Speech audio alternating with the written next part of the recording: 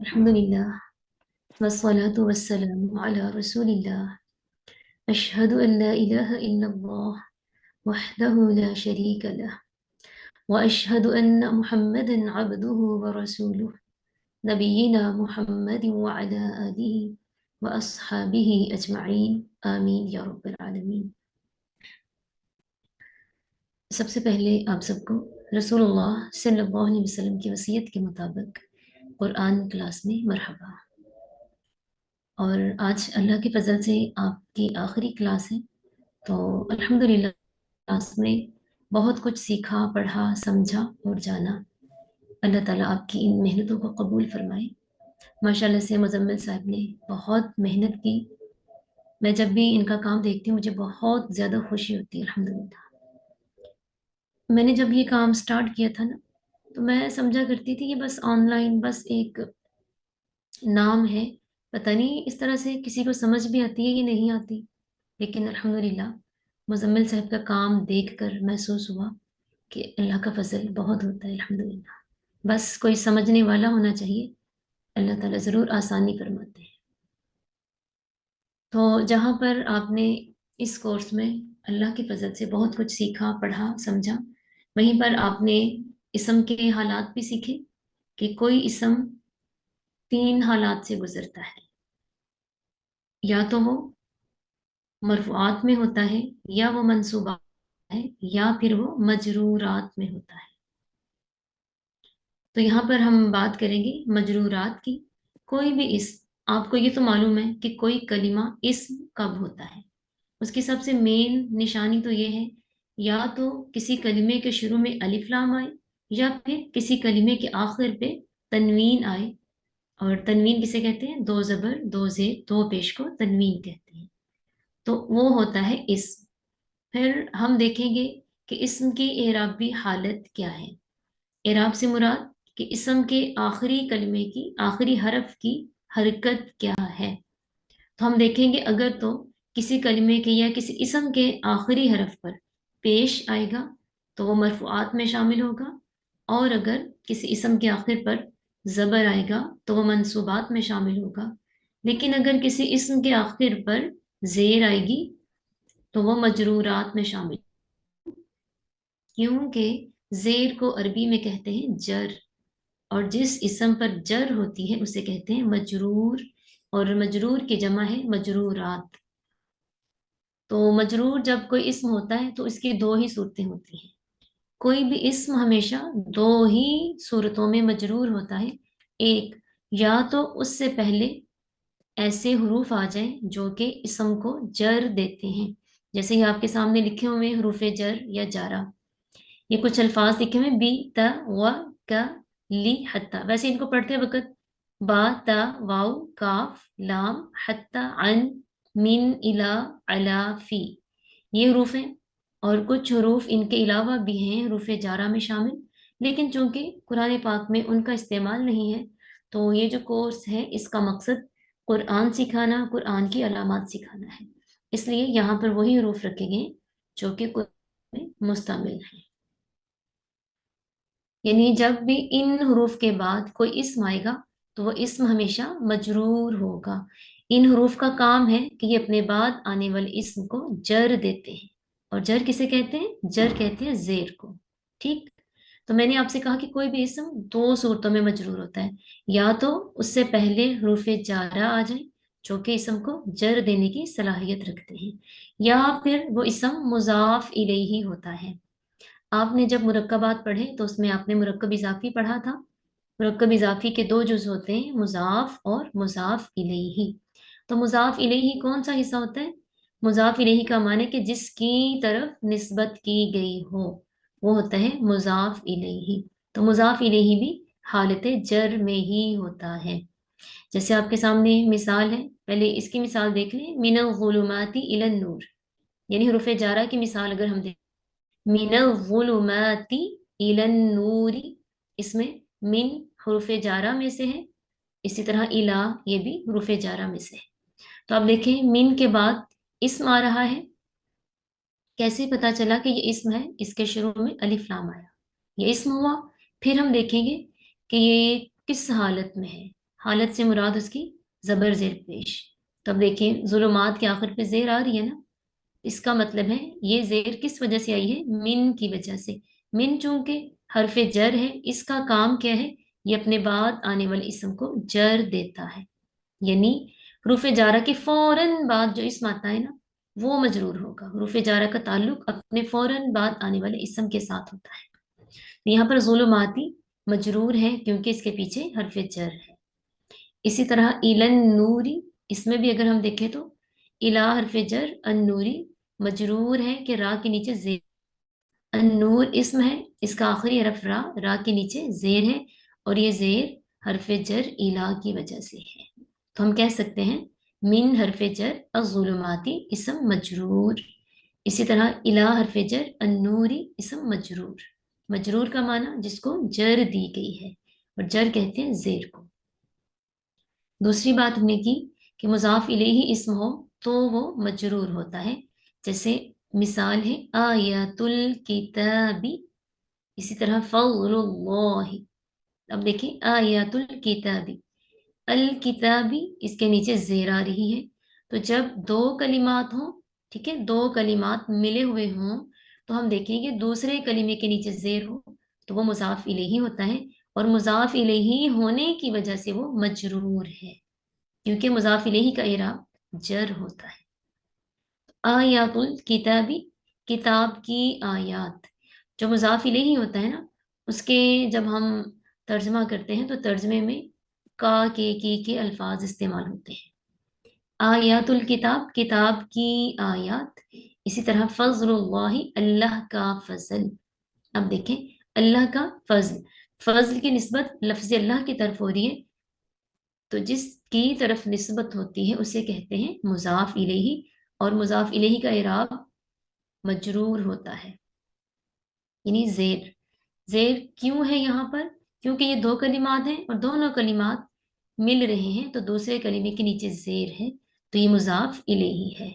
مضاف الیہ حالت جر میں ہوتا ہے. ٹھیک، پھر ہم نے دیکھا مرفوعات. مرفوعات کیا ہوتے ہیں؟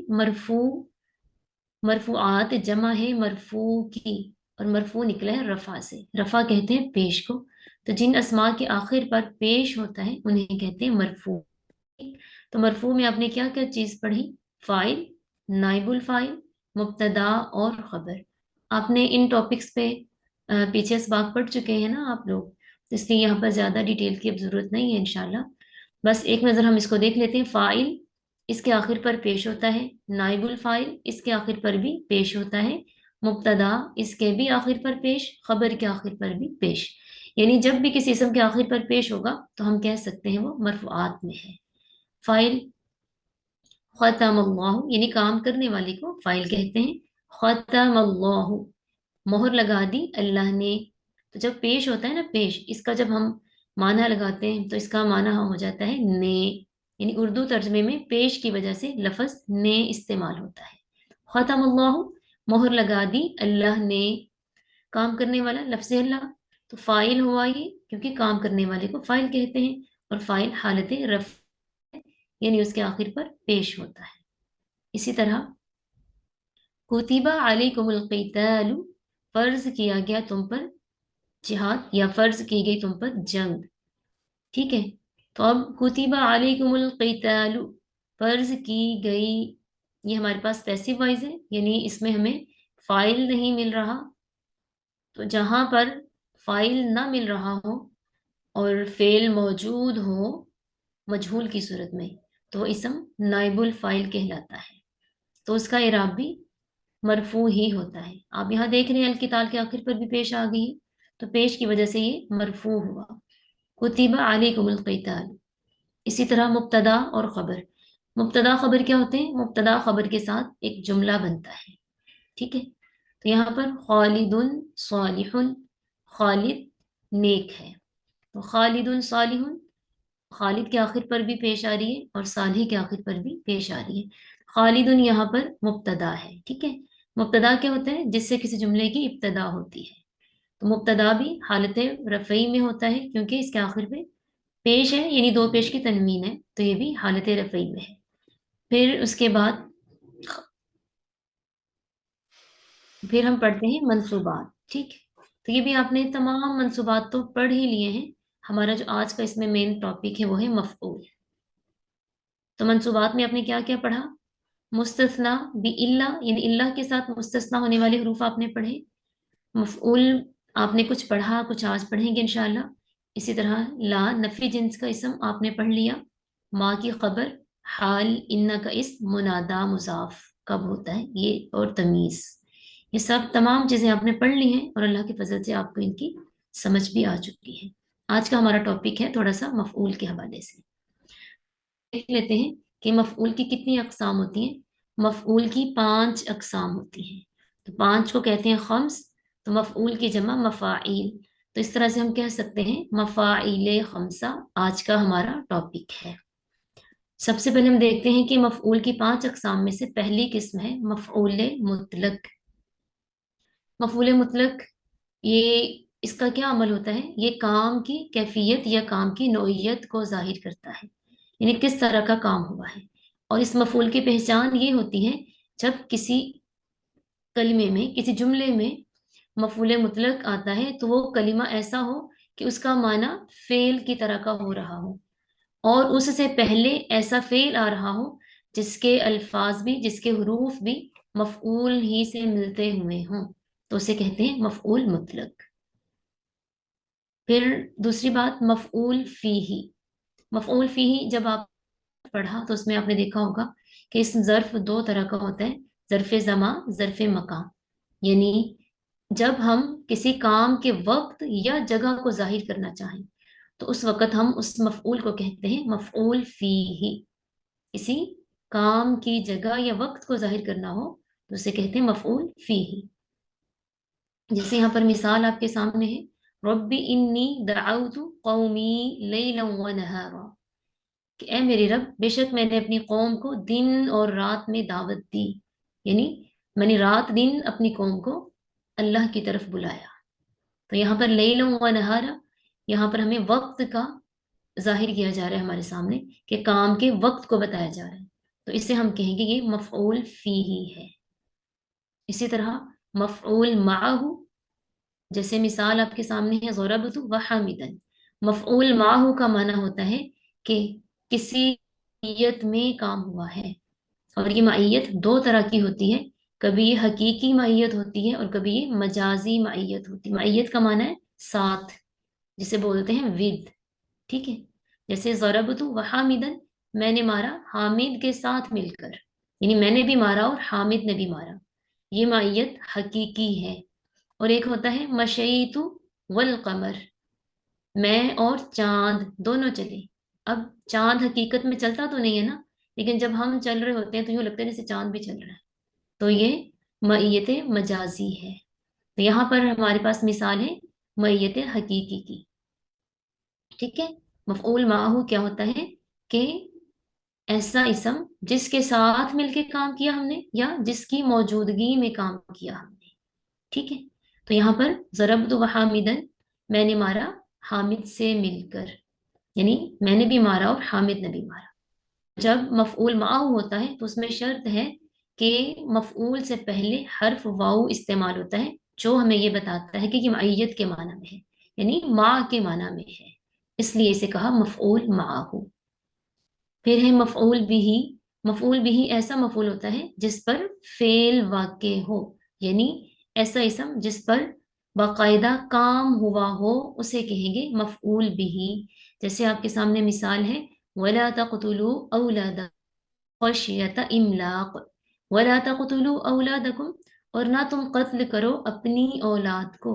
اب یہاں پر دیکھیں قتل نہ کرنے کا کام کس پہ ہو رہا؟ اولاد پر، یعنی کہ اولاد کو قتل کرنے سے روکا جا رہا ہے. کیوں؟ کیونکہ لوگ اولاد کو قتل کرتے ہیں. تو قتل ہونے کا کام کس پہ ہوتا ہے؟ اولاد پر. اور یہاں پر نہ ہونے کا کام کس سے روکا جا رہا ہے؟ اولاد کو قتل کرنے سے. یعنی یہاں پر قتل کا تعلق اولاد سے ہے. تو جب بھی کوئی ایسا اسم ہو جس پر حقیقتاً فعل واقع ہو، کام کیا جائے یا اس کام سے روکا جائے، تو وہ ہوتا ہے مفعول بھی. ٹھیک ہے، پھر اس کے بعد ہمارے سامنے ہے مفعول لہو. مفعول لہو کا معنی ہے ایسا مفعول کہ جس میں کام کی وجہ بتائی جائے کہ کس وجہ سے یہ اسم لایا گیا ہے. جیسے یہاں بھی آپ کے سامنے مثال ہے وَلَا تَقْتُلُوا أَوْلَادَكُمْ خَشْيَةَ إِمْلَاقٍ، کہ اپنی اولاد کو قتل نہ کرو مفلسی کے ڈر سے. اب یہاں پر اولاد کو قتل کرنے کی وجہ بھی بتا دی گئی، اور وہ کیا ہے؟ مفلسی کا ڈر. کہ اللہ تعالیٰ نے کہا ہے کہ ہر انسان اپنا رزق لے کے آتا ہے، تم بھوک کی وجہ سے اپنی اولاد کو قتل نہیں کرو گے. جو اولاد اللہ نے دنیا میں پیدا کی ہے اس کا رزق بھی اللہ دے گا، دے کے بھیجتا ہے. تو یہاں پر قتل کی وجہ کیا بتائی گئی ہے؟ غربت، تنگی، بھوک. ٹھیک ہے، تو اس مفعول کو ہم کہیں گے یہ مفعول لہو ہے، کیونکہ اس کی وجہ سے یہ کام ہوا قتل کا. تو جب کسی وجہ سے کوئی کام ہوتا ہے تو اس وجہ کو کہتے ہیں مفعول لہو. ٹھیک ہے، تو مجھے امید ہے کہ آج آپ کو مفاعیل خمسہ کی سمجھ آ گئی ہوگی. تو اگر آپ میں سے کسی کا کوئی سوال ہو تو آپ پوچھ سکتے ہیں.